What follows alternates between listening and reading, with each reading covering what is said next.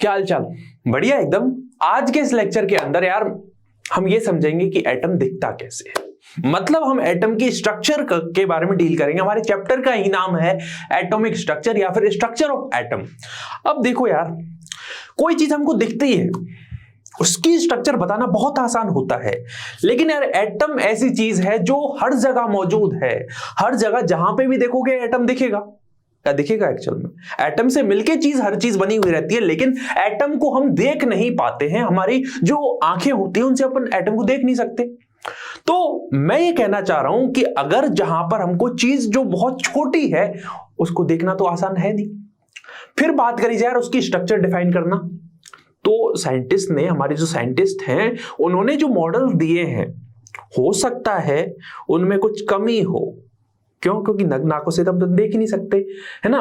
लेकिन फिर भी वो जो मॉडल्स है बहुत इंपॉर्टेंट है, इनको नेग्लेक्ट अपन नहीं कर सकते। जैसा कि यार ऐसा कहते हैं कि आज के जमाने में न्यूटन सर को ग्रेविटी के बारे में जितनी नॉलेज है उससे ज्यादा नॉलेज किसी एक पीएचडी कर रहे हो, जो फिजिक्स में पीएचडी कर रहा बंदा, उसको हो सकती है। लेकिन क्या हम न्यूटन से ज्यादा मान लेंगे उस बंदे को? नहीं। क्यों नहीं मान सकते? इस वजह से नहीं मान सकते क्योंकि जब लोगों को कुछ नहीं पता था, जब डिस्कवरी नहीं हुई थी, जब चीजें इतनी मॉडिफाइड नहीं थी, चीजें इतनी टेक्नोलॉजी हमारी एडवांस नहीं थी, तब उस बंदे ने ऐसा बोल दिया था। तो इंपॉर्टेंस ये है कि यार जब चीजों को बारे में इतनी टेक्नोलॉजी थी नहीं, तब उन्होंने ये चीज बताई है। इसी वजह से उससे अपन कहीं ना कहीं सुपीरियर मानते हैं न्यूटन सर को। फादर अपन कहते हैं उनको, है ना। फिजिक्स के अंदर किसी चीज का है ना, ग्रेविटेशन का अपन फादर ऑफ ग्रेविटेशन थ्योरी अपन कहें इस तरीके से अगर, तो कहीं ना कहीं अपन न्यूटन सर को मानेंगे। ऐसे ही अगर मैं बात करूं, अपने जो टॉपिक हैं वो क्या है, ये तो रदरफोर्ड का जो मॉडल है या फिर में थॉमसन्स एटॉमिक मॉडल है। आज आप उनको वो कुछ बहुत ही वैसा लगेगा कि यार ऐसा तो होता ही नहीं एटम के अंदर, लेकिन फिर भी बहुत इंपॉर्टेंट है वो। आप सभी ने एटॉमिक मॉडल का नाम आते ही सबसे पहले किसका नाम आता है आपके दिमाग में? थॉमसन्स एटॉमिक मॉडल का नाम आता है। लेकिन मैं थोड़ा इससे भी पहले आपको ले जाना चाहूंगा। एक साइंटिस्ट ने ऐसा कहा था कि जो एटम होता है वो कैसा दिखता है। एक एटम जो होता है वो वाटर की ड्रॉपलेट जैसा दिखता है। कैसा दिखता है? वाटर ड्रॉपलेट जैसा दिखता है। आप सभी ने वाटर की ड्रॉप देखी होगी। उसने ऐसा कहा कि यार एटम जो होता है वाटर की ड्रॉप जैसा होता है। फिर लोगों ने पूछा यार मान लिया वाटर की ड्रॉप जैसा एटम है, लेकिन फिर ये बता इसके अंदर और भी चीज होंगी कुछ ना कुछ, इसके अंदर इलेक्ट्रॉन कुछ ना कुछ और भी होना चाहिए। किस चीज से मिलकर बन रहा है वो बताओ यार। उसने कहा यार ये तो नहीं पता मुझे। तो फिर उन्होंने कहा हटो, नई थ्योरी चाहिए हमको। तो वहां पर एंट्री होती है हमारे दूसरे साइंटिस्ट की। तो यहां पर हम एटॉमिक मॉडल में दो मॉडल देखेंगे कहीं ना कहीं इस वाले लेक्चर के अंदर। वैसे तो अपना थॉमसन एटॉमिक मॉडल है, थॉमसन, जे थॉमसन जो है जिन्होंने इलेक्ट्रॉन की डिस्कवरी करी, उन्हीं की बात कर रहा हूं। तो थॉमसन्स एटॉमिक मॉडल है एक तो हमारा, है ना। फिर अपन रदरफोर्ड की बात करेंगे। रदरफोर्ड एटॉमिक मॉडल जो है उसके बारे में चर्चा करेंगे। और फिर हम चर्चा कर रहे होंगे जो मोस्ट इंपॉर्टेंट है, जो कि है बोर्स एटॉमिक मॉडल के बारे में। ठीक है, इनके बारे में अपन चर्चा करेंगे। तो आज का जो लेक्चर रहेगा वो फोकस करेगा इन दो चीजों पर। इन दो चीजों पर अपन को फोकस करना है। क्या वो कहते हैं, क्या उनके एप्लीकेशन है, क्या उनके लिमिटेशन है, उनके बारे में आज के इस लेक्चर के अंदर हम बात कर रहे होंगे। Bohr's atomic model. देखो एक चीज बताता हूं, अगर आपको स्ट्रक्चर ऑफ एटम को अच्छी तरीके से समझना है या फिर साइंस को थोड़ा फील करना है, तो कुछ मूवी है जो अपन देख, कई अगर आपको टाइम मिलता है तो देखना है एटलीस्ट। कौन सा? एक तो हाइजेनबर्ग वर्सेस आइंस्टाइन करके एक मूवी है, एक अपनी जीनियस करके जो आइंस्टाइन सर के ऊपर बेस्ड मूवी है, वो देखना, मजा आएगा। एक निकोला टेस्ला वाली। देखिए जब साइंस ली है तो फील लो चीजों का। वैसे लोग कहते हैं कि टीवी या अपना जो मतलब सोशल मीडिया थोड़ा कम यूज करा करो, ठीक है, टाइम थोड़ा वेस्ट कम किया करो। लेकिन अगर मैं कहता हूं कि आप इन दो मूवी को देखोगे, एक तो है हाइजेनबर्ग वर्सेस आइंस्टाइन, ठीक है, और एक मूवी है यार जो आइंस्टाइन सर पे बेस्ड है, दैट इज जीनियस। इनको देखना, फील आएगी। एक अपनी निकोला टेस्ला पे बेस्ड मूवी है, एक अपनी निकोला टेस्ला वर्सेस वैसे उसमें आ जाएगी कहीं ना कहीं, निकोला टेस्ला आप सर्च करोगे, डॉक्यूमेंट्री सर्च करोगे तो आपको मिल जाएगा, ठीक है। तो इनको देखना, आपको क्वांटम मैकेनिक्स जो चीज अपन पढ़ रहे हैं ना, हम पढ़ रहे हैं basically we are going towards the quantum mechanics, तो आपको फील आएगी चीजों का। इनको देखना, कभी टाइम मिले संडे को देख के, अगर थोड़ा थोड़ा अगर आप देखोगे तो चीजों को आपको थोड़ा एक मजा आएगा, चीजों में साइंस पढ़ने में और मजा आएगा, ठीक है। तो हम कहां पर थे, हम यहां पर थे। हम इस वाले लेक्चर के अंदर ये चीजों को फोकस करेंगे। चलिए आगे बढ़ते हैं। सबसे पहली चीज हम यहां पर डील करने जा रहे हैं Thomson's atomic model. Thomson atomic model मतलब हमारा जे थॉमसन सर ने ये कहा, जे थॉमसन, ठीक है। इन्होंने ये कहा कि यार देखो, उन्होंने ये कहा कि बेसिकली सबसे पहले तो इलेक्ट्रॉन की डिस्कवरी कर दी।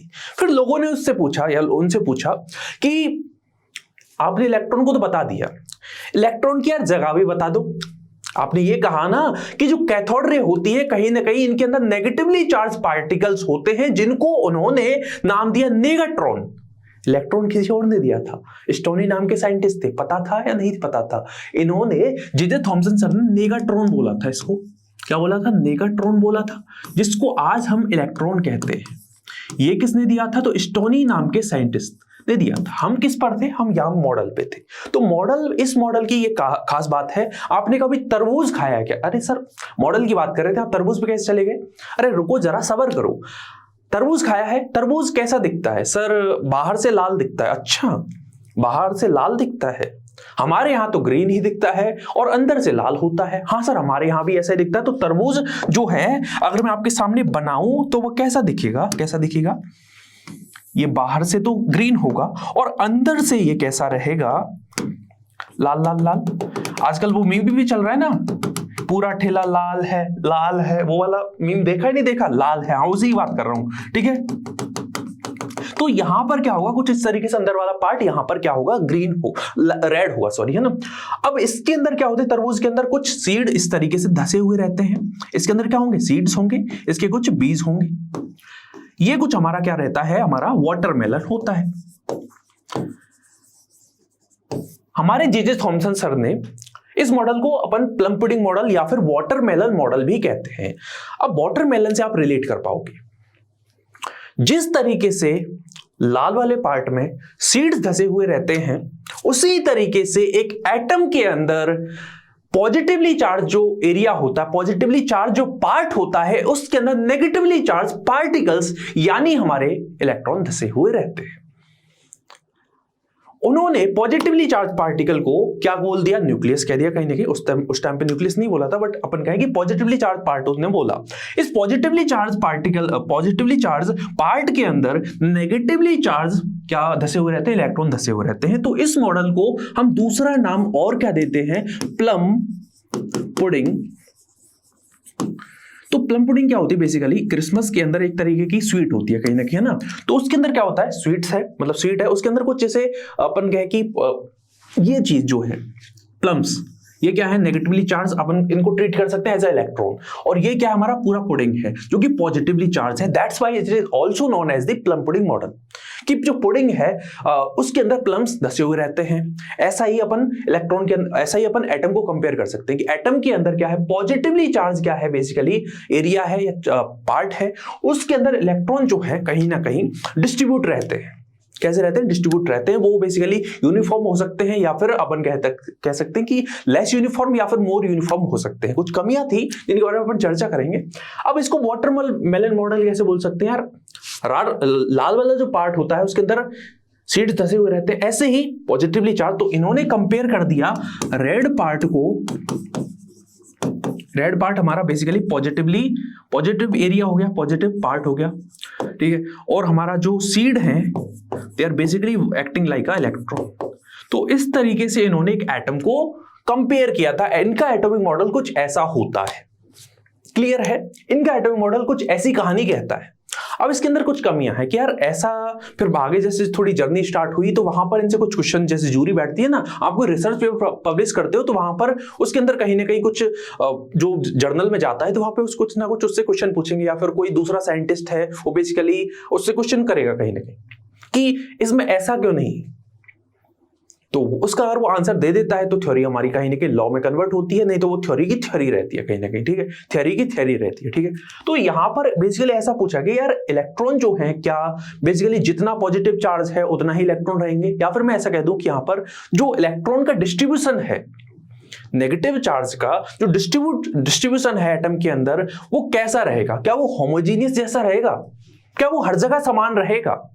तो इसके बारे में बेसिकली इन्होंने कोई बहुत ज्यादा एक्सप्लेनेशन इस बारे में नहीं दिया था, ठीक है। तो कहीं ना किसी कमियां थी, बट मैं कहूं फिर भी इनिशियली जो इन्होंने काम किया बहुत ही कमाल का था, बहुत ही आउटस्टैंडिंग अपन इसको वर्क कह सकते हैं, बहुत ही ब्रेथ टेकिंग वर्क इसको कहेंगे। इसको हम नेग्लेक्ट नहीं कर सकते, केमिस्ट्री की दुनिया में इसको नेग्लेक्ट नहीं किया जा सकता, बहुत कमाल का वर्क है। जब एटम का तुम देख नहीं पा रहे, भाई साहब ने कंपेयर करके दिखाया है, समझ रहे हो। अब चलते हैं आगे, यहां पर कुछ कमियां थी उनको, मतलब कहीं ना कहीं हमारी जो एटॉमिक मॉडल है थॉमसन सर का, वो थोड़ा सा कैसे कम, उतना अच्छा नहीं, अपन कहें अच्छा था, लेकिन आज के स्टैंडर्ड से या फिर आगे जैसे जैसे डिस्कवरी हुई या उनमें कुछ कमियां थी, उनको दूर करने के लिए बहुत सारे और भी साइंटिस्ट आए। तो वहां पर हमारे एक नए साइंटिस्ट की एंट्री होती है। उन्होंने ये कहा नहीं ऐसे नहीं चलेगा, मैं बताता हूं एटम की स्ट्रक्चर कैसे होती है, एटॉमिक मॉडल तो मैंने दिया है, मैं बताऊंगा तुमको कि एटॉमिक मॉडल कैसा होता है, कि एटम दिखता कैसे है। वहां पर एंट्री हुई हमारे अर्नस्ट रदरफोर्ड सर की, ओके। इन्होंने क्या किया, बेसिकली एक गोल्ड फॉइल ली, गोल्ड फॉइल सभी जानते हैं, अरे सोना, सोने की कहीं ना कहीं पतली उन्होंने पन्नी ली, मतलब लेयर ली, कहीं ना कहीं गोल्ड फॉइल ली, अरे एल्यूमिनियम फॉइल होती है ऐसे ही, अपन उन्होंने क्या लिया, गोल्ड फॉइल ली। उन्होंने ये ट्राई किया कि यहां पर जो गोल्ड फॉइल है उसको मैं पतली से पतली बनाऊं। क्यों बनाऊं, अरे अगर मैं मोटी लेयर दूंगा तो उसमें बहुत सारे एटम होंगे, कहीं ना कहीं एक एटम दूसरे एटम पे, अरे हर चीज एटम से मिलकर बनी रहती है, तो यहां पर एक एटम दूसरे एटम पे कहीं ना कहीं ओवरलैप कर जाएगा, और अगर ओवरलैप कर जाएगा तो मेरी थ्योरी जो मैं स्ट्रक्चर की बात कर रहा हूं वो उतना अच्छा नहीं होगा। तो उन्होंने सबसे पहली चीज है जो गोल्ड फॉइल थी, उन्होंने गोल्ड फॉइल को जितना वो थिन कर सकते थे, थिनर से थिनर जितना वो थिन कर सकते थे उन्होंने किया। अब क्या किया उन्होंने बेसिकली यहां पर एक रेडियोएक्टिव सोर्स रखा, जो कि आपको दिख रहा होगा, आपने कहीं ना कहीं ये सुना होगा। रेडियोएक्टिविटी के बारे में बात करूंगा, मतलब जैसे मॉडल की बात करें तो कहीं ना कहीं इसको समझने के बाद में अगले लेक्चर में रेडियोएक्टिविटी के बारे में बात कर लेंगे, ठीक है। तो रेडियोएक्टिव जो मॉडल, रेडियोएक्टिव कोई भी चीज होती है, अगर आपको कहीं भी आसपास दिखे, ये वाला सिंबल दिखे, भाई साहब वहां से भाग जाना, बिल्कुल पीछे भी मुड़ के नहीं देखना है। क्यों, अरे सर भाई साहब वहां पे क्या होता है, रेडियोएक्टिव कोई भी सब्सटेंस होता है, कोई भी ऐसा सब्सटेंस होगा जहां से रेडिएशन निकल रहे होते हैं, और अगर रेडिएशन हमारी बॉडी से टच कर गए, हमने कुछ मतलब हम उसके कांटेक्ट में आ गए, तो हमारी बॉडी के लिए बहुत ही ज्यादा हार्मफुल होता है। इस सिंबल को देख लो, ये सिंबल जहां दिख गया वहां पे जाने का नहीं है, बिल्कुल नहीं जाना वहां पे। तो उन्होंने क्या किया, रेडियम सोर्स रखा, कहीं ना कहीं रेडियोएक्टिव सोर्स रखा, नाम क्या था उसका, रेडियम था। बेसिकली उन्होंने रेडियम लिया था। रेडियम क्या है, बेसिकली रेडियोएक्टिव सब्सटेंस है। अब मेरा एक क्वेश्चन आपसे कि रेडियम का एटॉमिक नंबर कितना है, मुझे बताना जरा, ठीक है। तो उन्होंने रेडियम सोर्स ले लिया, कहीं ना कहीं रेडियोएक्टिव सोर्स ले लिया। अब क्या किया, यहां पर जो गोल्ड फॉइल है उसको यहां पर रखा, और उसके चारों ओर बेसिकली उन्होंने क्या लगा दिया, एक फोटोग्राफिक प्लेट लगा दी, ठीक है, फोटोग्राफिक प्लेट लगा दी। अब क्या हुआ, रेडियोएक्टिव सोर्स क्या करेगा, उसका जो काम है वो तो करके रहेगा। तो हमारा जो रेडियम है बेसिकली क्या निकालता है, रेडियम जो है 88 इसका एटॉमिक नंबर है, ये कन्वर्ट होता है रेडॉन के अंदर जिसका एटॉमिक नंबर 86 है, और यहां पर हमको मिलते हैं अल्फा पार्टिकल 2He4 यहां पर निकलते हैं। क्या है ये हमारे हैं अल्फा पार्टिकल। ये क्या है, अल्फा पार्टिकल। तो रेडियम क्या कर रहा है, अल्फा पार्टिकल्स को एमिट कर रहा है, ओके। तो अल्फा पार्टिकल क्या किया, हमने कुछ इस तरीके से चीजों को अलाइन किया है कि जो अल्फा पार्टिकल निकलेंगे वो गोल्ड फॉइल से जाके टकराएंगे। अब आगे क्या होगा वो ऑब्जर्वेशन पे बेस्ड है। तो हमने क्या किया, यहां से जो अल्फा पार्टिकल्स निकल रहे हैं वो गोल्ड फॉइल से जाके टकराते हैं। अब बात करी जाए कि वहां पर क्या हुआ, क्या देखने को मिला, उसके बारे में समझने के लिए आपको थोड़ा सा धैर्य रखना पड़ेगा। तो वहां पर जो ऑब्जर्वेशंस थी, कंक्लूजन्स उसके बाद में हुए, तो वहां पर क्या हुआ, आप जानते हो कि कहीं ना कहीं अगर यहाँ पे गोल्ड फॉइल लगी हुई है तो उसके अंदर बहुत सारे एटम्स होंगे। और हमने ट्राई किया कि एटम बेसिकली क्या हो, एटम थिन से थिन बनाई कहीं ना कहीं, तो एटम अपन को देखने को मिलेंगे। मतलब ऐसा नहीं होगा कि एक एटम है उसके ऊपर दूसरा एटम कुछ इस तरीके से ओवरलैप कर जाए, ऐसी कुछ अपन को सीट मिल रही है कहीं ना कहीं, ऐसे समझ सकते हो। कुछ इस तरीके से एटम्स की सीट मिलेगी, ठीक है, ये समझ में आया। तो अब क्या हुआ, कंक्लूजन पहला जो था, सबसे पहला कंक्लूजन ये है, उन्होंने जो ऑब्जर्व किया कि जो मोस्ट ऑफ द जो अल्फा पार्टिकल्स थे, लगभग 20,000 अल्फा पार्टिकल्स उससे निकले थे, ठीक है। तो मोस्ट ऑफ द जो अल्फा पार्टिकल्स थे they are going through the atoms. मतलब गोल्ड फॉइल को वो कहीं ना कहीं, जितनी ज्यादा मैं बात करूं यहां पर कि अगर हम बात करते हैं कि अल्फा पार्टिकल, ज्यादातर जो अल्फा पार्टिकल्स थे गोल्ड फॉइल के थ्रू चले गए थे। तो मैं पहला स्टेटमेंट क्या लिख रहा हूं, most of the alpha particles, alpha को कुछ ऐसे लिखते हैं, सिंबल क्या है उसका, इस तरीके का सिंबल होता है, most of the alpha particles going through. अब गोइंग थ्रू का मतलब ये है कि यार वो कोई डिफ्लेक्शन नहीं हुआ, जैसे इस स्ट्रेट लाइन में सीधे चले गए इस तरीके से, ठीक है।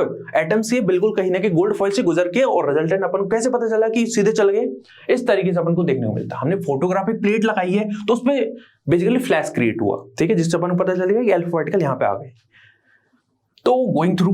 दूसरा स्टेटमेंट क्या था कि माना कि ज्यादातर जो अल्फा पार्टिकल्स थे they were going through the gold foil और जाके टकरा के फोटोग्राफिक प्लेट से टकराए थे, लेकिन कुछ ऐसे पार्टिकल्स थे जो डिफ्लेक्ट हो रहे थे एक पर्टिकुलर एंगल पे। तो मैं अगर ऐसा कहूं, यहां पर एटम्स इस तरीके से प्रेजेंट है, यहां पर एटम्स इस तरीके से प्रेजेंट है, तो ज्यादातर तो क्या हो रहे थे, ज्यादातर जो अल्फा पार्टिकल्स हैं वो तो सीधे के सीधे निकल जा रहे थे, वो तो सीधे के सीधे इस तरीके से निकल जा रहे थे, ठीक है, सीधे सीधे इस तरीके से अपन बात करें कि ज्यादातर अल्फा पार्टिकल्स इस तरीके से निकल जा रहे थे।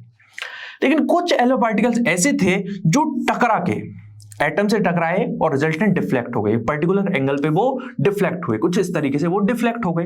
तो दूसरा जो ऑब्जर्वेशन था जो रदरफोर्ड ने बनाया था कि सम अल्फा पार्टिकल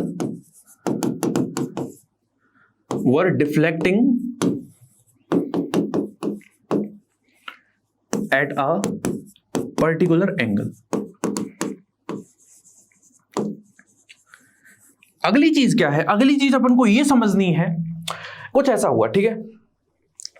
अब उन्होंने ये कहा कि ज्यादातर ऐसे चले गए, कुछ डिफ्लेक्ट भी हो गए।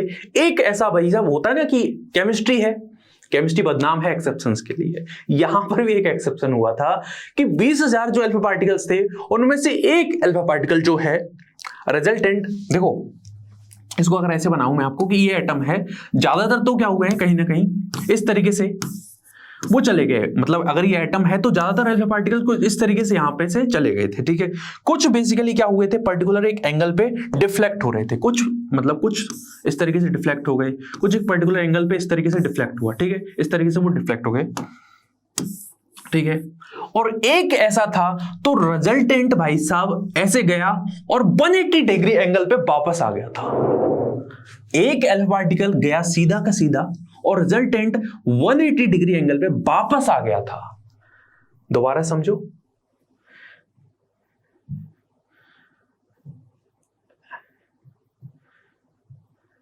ठीक है, एक अल्फा पार्टिकल गया था ऐसे और फिर दोबारा से भाई साहब वापस लौट आए थे, ठीक है, वापस वो दोबारा आ गया। अब रदरफोर्ड सर ने, है तो साइंटिस्ट यार, कुछ ना कुछ ऑब्जर्वेशन तो निकालेंगे इसके बेसिस पे, तो उन्होंने यहां इनके बेसिस पे कुछ ऑब्जर्वेशन बनाई। क्या ऑब्जर्वेशन बताई, देखो सबसे पहली ऑब्जर्वेशन क्या बना सकते हो आप लोग भी, कि सबसे पहले ज्यादातर जो अल्फा पार्टिकल्स हैं वो एटम के थ्रू जा रहे हैं। देखो एटम के थ्रू जा रहे हैं ज्यादातर अल्फा पार्टिकल, मतलब एटम का जो मोस्ट ऑफ द जो पार्ट होता है कहीं ना कहीं कैसा होता है, होलो होता है। कैसा होता है, होलो मतलब खाली होता है। पहला ऑब्जर्वेशन क्या है, मोस्ट ऑफ द जो पार्ट है एटम का वो कैसा है, होलो है। दूसरी ऑब्जर्वेशन क्या है, जो डिफ्लेक्शन हुआ है कहीं ना कहीं एटम के अंदर कुछ एक ऐसी चीज है जो कहीं ना कहीं डिफ्लेक्ट कर रही है। अरे कुछ ना कुछ बेसिकली क्या हुआ, डिफ्लेक्शन किसके बेसिस पे हो सकता है, एटम के अंदर क्या है, इलेक्ट्रॉन है, ठीक है, इलेक्ट्रॉन से टकराया और डिफ्लेक्ट हो गया। अब बात करी जाए भाई साहब वो उस एक्सेप्शन की, उस अपन कहें बज्जर या फिर अपन कहें कि एक मतलब ये ऐसा हुआ कैसे कि 20,000 में से एक वापस आया है। तो वो तो हमारा न्यूक्लियस। न्यूक्लियस से टकराया अल्फा पार्टिकल। अब न्यूक्लियस थोड़ा सा अपन बात करें कि न्यूक्लियस जो है, अगर मैं गोल्ड फॉइल की बात करूं, गोल्ड मतलब ऑरम, ठीक है, ऑरम का जो न्यूक्लियस है और दूसरी तरफ मेरा है 2He4 मतलब हीलियम का है कहीं ना कहीं न्यूक्लियस। तो अगर बात करिए साइज की, तो इसके कंपैरिजन में हमारा अल्फा पार्टिकल का जो साइज है न्यूक्लियस का, वो कहीं ना कहीं कम होगा, और ज्यादा बड़ी चीज से छोटी चीज टकराएगी तो कहीं ना कहीं वापस आ जाएगी। तो हमारा जो अल्फा पार्टिकल था, जो सिंगल 20,000 में से एक, वो किससे टकरा गया था? न्यूक्लियस से टकरा गया था। इसका मतलब एटम के अंदर एक न्यूक्लियस भी होता है। तो बात करी जाए न्यूक्लियस की डिस्कवरी की, वो किसने करी थी? रदरफोर्ड ने करी थी। ये तो कुछ नहीं, इसके अलावा भी उन्होंने बहुत सारी चीजें बताई थी, उनके बारे में अपन को चर्चा करनी। देखो, सबसे पहली चीज है, आप सभी जानते हो, इन्होंने ये बताया कि जो एटम की साइज होती है, साइज ऑफ एटम, वो होती है 10⁻⁻10 मीटर, या फिर जिसको आप 10⁻⁻8 सेंटीमीटर, या फिर जिसको आप 1 एंगस्ट्रॉम भी कह सकते हो। क्या कह सकते हो? 1 एंगस्ट्रॉम भी कह सकते हो। दूसरी चीज है साइज ऑफ न्यूक्लियस, वो क्या है? 10⁻⁻15 मीटर, या फिर जिस आपको 10⁻13 सेंटीमीटर भी कह सकते हो। ये कुछ उन्होंने ऑब्जर्वेशन बताई। एट न्यूक्लियस को कहीं ना कहीं डिस्कवर कर दिया, किसने किया? रदरफोर्ड ने किया। इन्होंने ये बताया कि न्यूक्लियस के अंदर प्रोटॉन भी होता है, न्यूट्रॉन भी होता है, जिनको हम न्यूक्लियन कहते हैं पहले, ठीक है, ये चीज भी समझ में आ गई। बाकी कुछ चीज छोटी मोटी चीजें हैं। और एक चीज इन्होंने ये कही कि जो एटम होता है ना, उसका पूरा का पूरा मास और चार्ज एक छोटी सी जगह पे प्रेजेंट होता है, जिसको हम न्यूक्लियस कहते हैं। कहने का मतलब इन्होंने न्यूक्लियस को डिफाइन कर दिया था कि न्यूक्लियस क्या होता है? एटम का वो पार्ट जहां पर मोस्ट ऑफ द चार्ज और उसका मास कहीं ना कहीं लाई करता है, उसको हम न्यूक्लियस कहते हैं। इसको ऐसे समझो, अगर मैं 1 किलोमीटर एरिया देखता हूं, इसको अगर अपन समझते हैं तो ऐसे समझो, अगर मैं कहूं 1 किलोमीटर हमारा एरिया है और 1 किलोमीटर एरिया का पूरा मास 1 सेंटीमीटर के अंदर आ जाए। कहां पर आ जाए? पूरा का पूरा मास और चार्ज, मास प्लस चार्ज एक छोटे से मतलब 1 सेंटीमीटर एरिया पर अगर आ जाता है मास और चार्ज, उसको हम न्यूक्लियस कहते हैं। कंपैरेटिवली ये चीज अपन को समझ में आएगी नहीं है कि 1 किलोमीटर एरिया है, पूरा का पूरा मास और चार्ज 1 सेंटीमीटर में आ जाए। वही सीन होता है एटम के अंदर कि न्यूक्लियस के अंदर, न्यूक्लियस जो होता है कहीं ना कहीं पूरा का पूरा एटम का चार्ज और मास न्यूक्लियस पे होता है, जो कि कहीं ना कहीं साइज अगर कंपेयर भी करते हो, कितना है, क्या डिफरेंस है दोनों के बीच में? इसका है 10⁻⁻10 मीटर और इसका है 10⁻⁻15 मीटर। तो अगर रिलेट करोगे तो उस एग्जांपल से आप समझ सकते हो, किस वाले एग्जांपल से? इस वाले एग्जांपल से समझ सकते हो। ये चीज समझ में आ गई। अब एक जो इंपॉर्टेंट चीज है यहां पर ये समझनी है कि रेडियस ऑफ द एटम जो होता है, that is directly proportional to the area of the, that is directly proportional to the cube of, या फिर अपन कह सकते हैं एरिया की पावर 1/3 के डायरेक्टली प्रोपोर्शनल होता है। अब प्रोपोर्शनलिटी सिंबल को हटाओगे, R0 आएगा। R0 की वैल्यू क्या है? ये वैल्यू होती है 1.33 × 10⁻⁻13, ये वैल्यू होगी। अगली चीज जो बहुत ही ज्यादा इंपॉर्टेंट है, इन्होंने ये कहा कि एटम, अगर मैं ऐसा कहूं, यहीं पे बना लेते हैं चलो, कि ये मेरा न्यूक्लियस है। न्यूक्लियस पे क्या है? एटम का मोस्ट ऑफ द चार्ज और मास। आगे जो सेल्स की बात है, या फिर बात करूं कि जो इलेक्ट्रॉन्स होते हैं कहीं ना कहीं वो रिवॉल्व करते रहते हैं किसके अराउंड? जैसे अर्थ का जो सन के अराउंड चक्कर होता है, वो कैसे होता है? अर्थ जो है कहीं ना कहीं अपनी एक्सिस पे भी घूमती है। अगर मैं यहां कहूं, यहां पे सन है, यहां पे अर्थ है, तो ये क्या करेगी? कैसे चक्कर लगाएगी? ऐसे चक्कर लगाती है, एक तो ऐसे चक्कर लगाती है अर्थ, ठीक है, एक खुद अपने एक्सिस पे भी चक्कर लगा रही होती है। मतलब कहीं ना कहीं वो ऐसे चक्कर लगाती है सन के अराउंड की, खुद की एक्सिस पे भी चक्कर लगा रही है और साथ में सन के अराउंड भी चक्कर लगा रही है। समझ में आया? कुछ ऐसे चक्कर लगाती है, ठीक है, इस तरीके से वो चक्कर लगाती है, इस तरीके से। ऐसे ही इलेक्ट्रॉन चक्कर लगाता है। वो क्या करता है? अगर ये न्यूक्लियस है तो न्यूक्लियस के अराउंड वो ऐसे चक्कर लगाएगा कि न्यूक्लियस के, जैसे अगर यहाँ पे न्यूक्लियस है, यहाँ पे इलेक्ट्रॉन है, खुद के एक्सिस पे भी घूम रहा है और न्यूक्लियस के अराउंड भी घूम रहा है, तो इस तरीके का चक्कर होता है। ये चीज समझ में आई कि इलेक्ट्रॉन रिवॉल्व करता है जस्ट लाइक अर्थ। जैसे अर्थ सन के अराउंड रिवॉल्व करती है, ऐसे ही हमारा इलेक्ट्रॉन रिवॉल्व करता है। मतलब उसका कहीं ना कहीं स्पिन वैसे भी रहता है अपने एक्सिस पे, साथ साथ में वो कहीं ना कहीं न्यूक्लियस के अराउंड भी होता है। अब आगे की चीज यहां पर कुछ कमियां निकली इसके अंदर। जब ये जूरी के सामने गए, जब बड़े साइंटिस्ट के सामने, बहुत सारे जो साइंटिस्ट होते हैं उनके सामने इनकी थ्योरी पब्लिश हुई, पब्लिश होने के बाद में इसमें कुछ क्रॉस क्वेश्चन करते हैं, यार इसको ऐसे सोचते हैं, इस चीज को हम ऐसा सोचते हैं, तो उन्होंने ऐसा सोचा। फिर उन्होंने ये कहा कि दो चीज है, हमारी जो जूरी है उसके अंदर दो सवाल आ रहे हैं कहीं ना कहीं, दो सवालों का जवाब दे दो तब तो आपकी थ्योरी कमाल की है, नहीं तो फिर हमको एक नई थ्योरी बनानी पड़ेगी। तो पहला जो सवाल है उनके दिमाग में ये आया, आपने ये कहा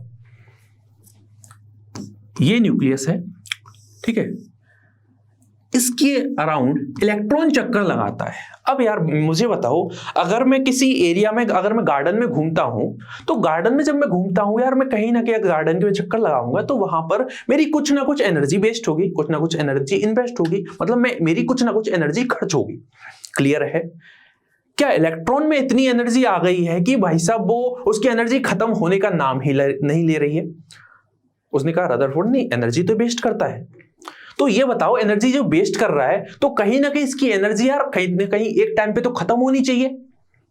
एग्री करोगे इस बात से? एक टाइम पे इलेक्ट्रॉन की एनर्जी खत्म होनी चाहिए। अब खत्म होगी तो वो क्या करेगा? इलेक्ट्रॉन कुछ ऐसे चक्कर लगा रहा है। कैसे चक्कर लगा रहा है? अगर मैं यहां पे इलेक्ट्रॉन को मानता हूं, वो कुछ ऐसे चक्कर लगाता है, तो कहीं ना कहीं उसकी एनर्जी खत्म होनी चाहिए, और खत्म होने के बाद में वो न्यूक्लियस के अंदर गिर जाना चाहिए। एग्री करोगे इस बात से? रदरफोर्ड थोड़ा मन में तो उसके दिमाग में था कि यार आपकी बात सही है, लेकिन यार मेरी थ्योरी है, कहीं ना कहीं इसका फिर मैं जवाब नहीं दे पा रहा, है ना। तो फिर पहला क्वेश्चन तो उन्होंने ये बोला, फिर उन्होंने दूसरा क्वेश्चन, इधर आना जा, आपने ये कहा कि हाइड्रोजन का जो स्पेक्ट्रम है बेसिकली कहीं ना कहीं कैसा आना चाहिए? कॉन्टिन्यूस आना चाहिए। तो हाइड्रोजन का जो स्पेक्ट्रम है आपकी थ्योरी के अंदर कॉन्टिन्यूस आना चाहिए, बट हाइड्रोजन का स्पेक्ट्रम बेसिकली कॉन्टिन्यूस नहीं होता है। उसके अंदर बहुत सारी लाइंस देखने को मिलती हैं, जैसे Lyman series, Balmer series, Paschen series, Humphreys series, Pfund series, Brackett series. तो ऐसा कैसे हुआ? जो कंटिन्यूस आना चाहिए था वो कंटिन्यूस ना होकर डिसकंटिन्यूस कैसे हुआ?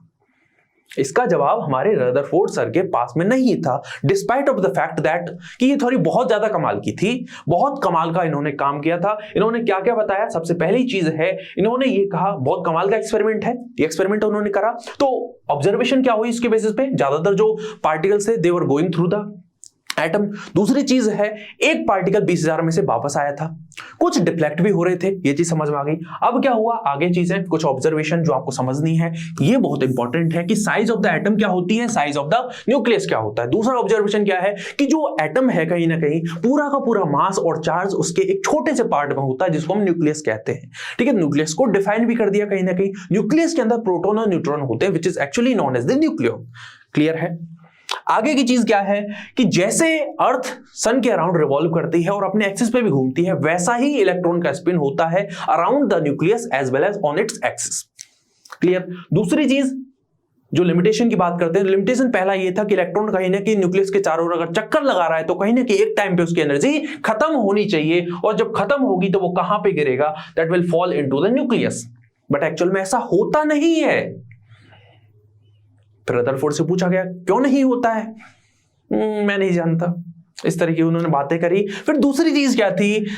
हाइड्रोजन का जो स्पेक्ट्रम है आपकी थ्योरी के अंदर कैसा होना चाहिए? कॉन्टिन्यूस होना चाहिए, लेकिन कॉन्टिन्यूस ना होके वहां पर तो लाइंस देखने को मिलती हैं। हाइड्रोजन का स्पेक्ट्रम होता है उसके अंदर लाइंस देखने को मिलती हैं, Lyman series, Balmer series, Humphreys series, Brackett series, Pfund series, इस तरह की सीरीज देखने को मिलती हैं। तो ये जो कमियां थी उनको दूर करने के लिए हमारे एक नए साइंटिस्ट आएंगे जिनका नाम क्या है? बोर। तो अगले लेक्चर के अंदर हम बोर्स एटॉमिक मॉडल के बारे में चर्चा करने वाले हैं। क्लियर है? अब एक बात जो मुझे आपसे करनी है कि अगर आपने हमारा ऐप डाउनलोड नहीं किया है तो कर लो यार, कुछ फायदा ही होगा अपना। तो डाउनलोड करोगे तो अपन कोर्स कैसे आपको लेना है, कहीं ना कहीं आप इस वाले ऑप्शन में जाना, वैसे इसमें ये दिखा रहा है, आप इस वाले ऑप्शन में जाना, उसके बाद अपन को इस तरह की डैशबोर्ड दिखेगा, और उसके बाद आपको प्रारंभ बैच में जाना है, उसको टिक कर लेना। टिक करने के बाद में कहाँ अपना प्रारंभ बैच है, प्रारंभ बैच को टिक करोगे, रिजल्ट आपको बायोलॉजी दिखेगी, केमिस्ट्री दिखेगी, अपना मैथमेटिक्स भी दिखेगी, नीट के बच्चे हैं तो उनको नहीं दिखेगी, उनको बेसिकली क्या दिखेगा, फिजिक्स दिखेगा। और जो बोर्ड वाले बच्चे हैं उनको बेसिकली बायोलॉजी भी दिख जाएगी, केमिस्ट्री भी दिख जाएगी, मैथमेटिक्स भी दिख जाएगा, फिजिक्स भी दिख जाएगी। ठीक है, बाकी मैं ये कहना चाहूंगा यार, आपको प्राइस कुछ नहीं देनी है, आपको जस्ट अपन ये कह रहे हैं कि हमारा जो हर एक बच्चा है वो जीवन में कुछ अच्छा करे। अब उसके लिए इजीली को कुछ भी करना पड़े वो करेगा, तो बस इतना करना है, ऐप डाउनलोड कर लेना। वहां पर ये जो वीडियो आप देख रहे हो इसका जो डीपीपी है, अरे क्वेश्चन की प्रैक्टिस बहुत ज्यादा इंपॉर्टेंट है। अगर आपको कोई भी एग्जाम क्रैक करना है, कोई भी आपके कंसेप्ट में क्लैरिटी चाहिए, without doing the questions, without practicing the question, you can not achieve the clarity in the concepts, as simple as that. इसका मतलब अगर आपको क्वेश्चन की प्रैक्टिस करनी है, उसके लिए क्या लगानी पड़ेगी, आपको डीपीपी लगानी पड़ेगी। कहां पर मिलेगी डीपीपी और साथ में नोट्स? तो एनोटेड पीपीटी जो है वो कहां पर मिलेगी, तो जो मैंने आपको बताया, केमिस्ट्री वाले ऑप्शन में जाना। केमिस्ट्री वाले ऑप्शन में जाओगे तो वहां पे स्ट्रक्चर ऑफ द एटम जो है, अब इसके लेक्चर के अकॉर्डिंग आप देख लेना कि कौन सा वाला लेक्चर है, उसमें टैप करना, वहां पे डाउनलोड मटेरियल करके ऑप्शन दिख जाएगा, वहां पे आपको डीपीपी मिलेगी, साथ साथ में आपको एनोटेड पीपीटी भी मिल जाएगी। क्लियर है? तो मिलते हैं अब अगले लेक्चर के अंदर, जहां पर हम चर्चा करेंगे बोर्स एटॉमिक मॉडल के बारे में। साथ ही साथ में एक कमाल का कंसेप्ट है, अगले लेक्चर में सोचते हैं उसके बारे में क्या है वो। तब तक के लिए okay bye, thank you very much.